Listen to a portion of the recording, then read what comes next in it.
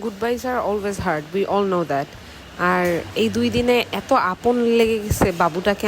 বাবুটাকে আমি প্রথম দেখলাম, ভাইয়া ভাবির সাথে আমার অনেক আগে থেকেই সম্পর্ক। ভাইয়া আমার আমরা আর ভাইয়ারা আগের বাসায় একসাথে থাকতাম, তারপরে ভাইয়ার বিয়ে হওয়ার পরে ভাইয়া বার্মিংহামে শিফট হয়।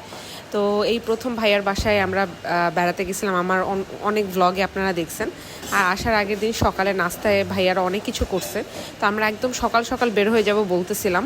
তো সকাল সকাল বের হয়ে যাব বলার কারণেও ভাইয়া সকালে নাস্তা করছে। আমরা ভাবছিলাম যে আমরা বের হয়ে কোনো একটা সার্ভিস সেন্টারে গিয়ে নাস্তা করব, কজ আমার কয়দিন ধরে খুব সাপ খাইতে ইচ্ছা করতেছে। কজ লাস্ট 2-3 দিন ধরে প্রতিদিন সকালে দুপুরে রাতে এত ভালো ভালো খাবার খেয়ে আসলে কি না, সত্যি কথা বলতে কি, সব মানুষের পেটে আসলে ঘি হজম হয় না। আমার পেটেও সেম অবস্থা।